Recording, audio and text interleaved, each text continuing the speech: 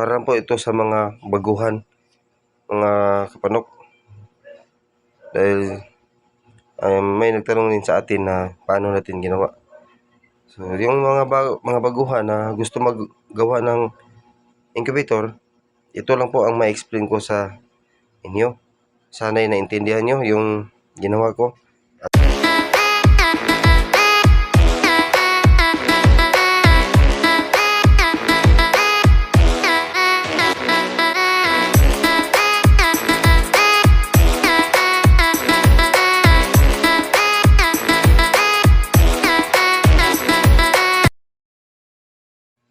So alright, magandang gabi po mga kapanok. So ngayong gabi po mga kapanok ay ipiplex ko po sa inyo mga kapanok yung ginawa natin na DIY na egg incubator. Dahil nung una na ipakita na naman natin sa inyo nung unang upload natin sa ating video yung ating incubator.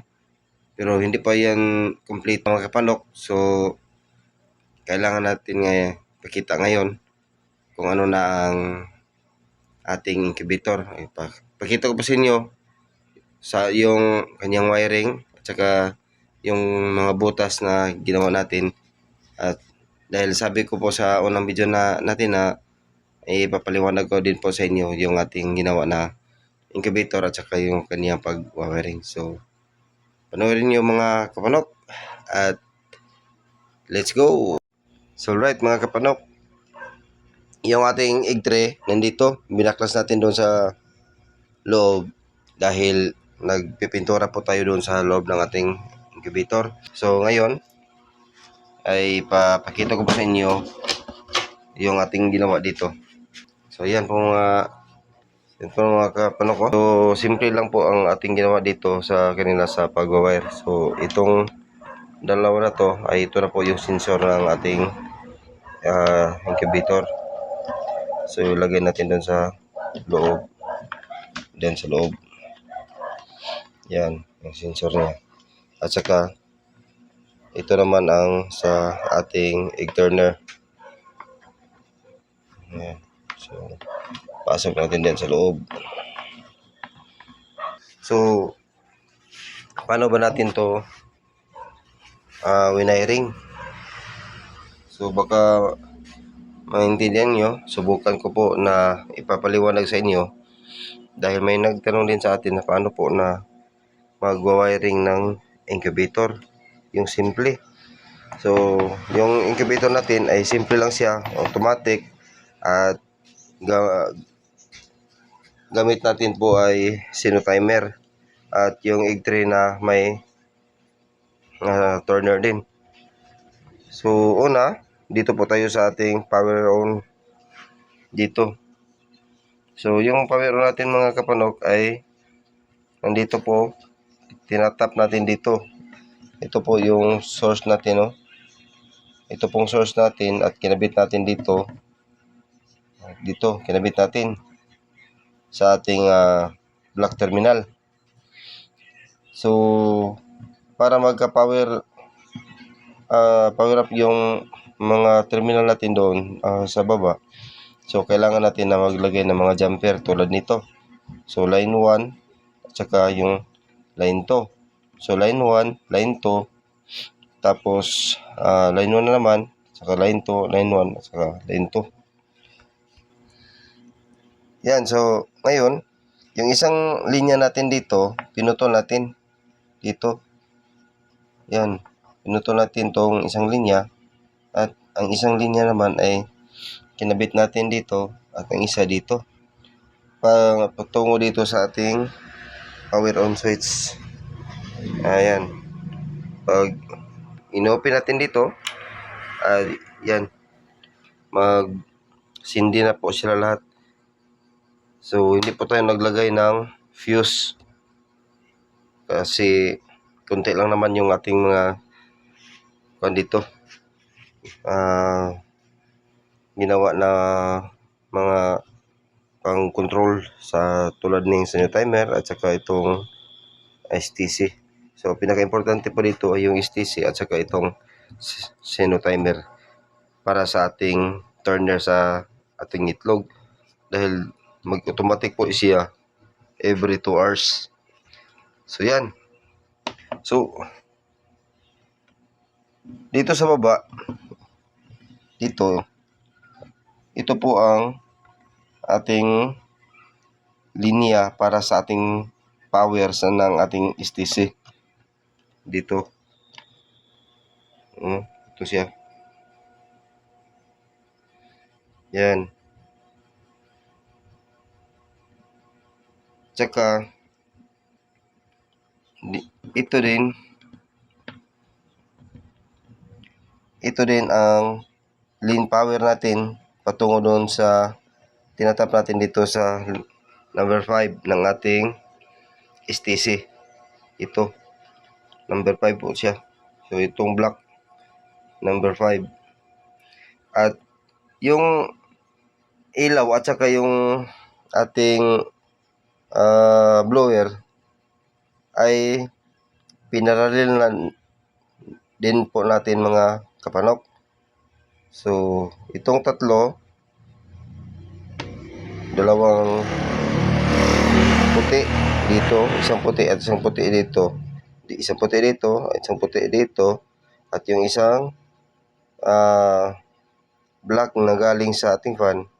Ito po sila, tatlo. Yan o, makita nyo. Tatlo po siya. Yan, kinonekta natin dito. At yung isa na naman na linya, tulad nito, itong tatlo din, ay kinonekta natin dito. Ito. So, ginawa natin isang linya po. Yung tatlo, ginawang isang linya. At dito natin nilagay sa number 6 ng ating STC 1000. Ayan. Yung puti, galing doon sa ilaw. At yung itom, galing din dito sa terminal block. At yung tatlo, hanggang andun. So, ito po ang linya. Complete circuit na po to. Yung tatlo. Ayan. Ayan, tatlo. Na isa dito. Ayan. So, yan. Pag inopen natin yan, ay magbukas na ninyong ilaw at saka yung pan. So, itong block na ito ay dito po sa ating linya ng ating Sino timer. Ito. So, yan. Dito siya. Line 1 at saka line 2.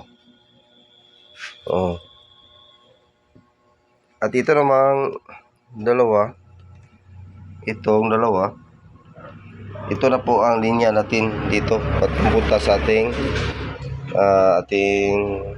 egg turner. Ayan siya.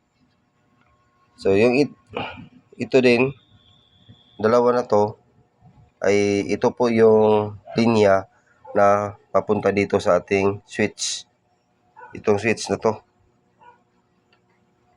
But may switch dito? Dahil itong switch na to ay para sa doon sa loob. Pag gusto nating silipin yung itlog sa loob na hindi nakabukas ng ilaw ng ating incubator dito, ito po yung ating pipindutin. Yan.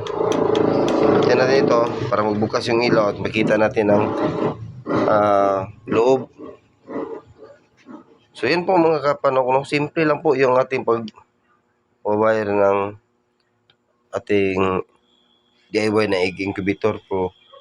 Ito pong explanation na ini-explain ko po, parang po ito sa mga baguhan, mga kapanok.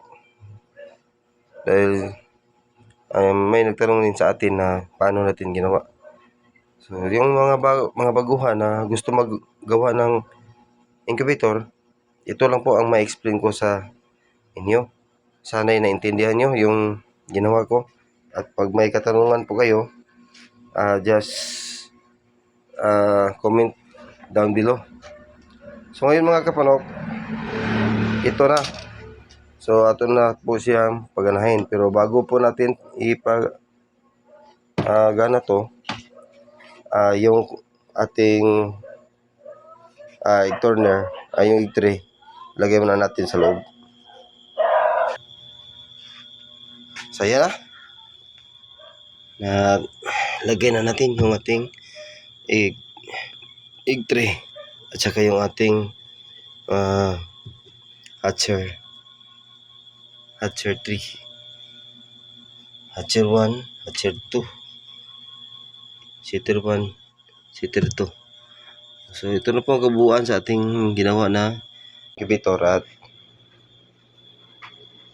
yan, kita ko po sa inyo yung butas doon sa gilid, oh. Yan.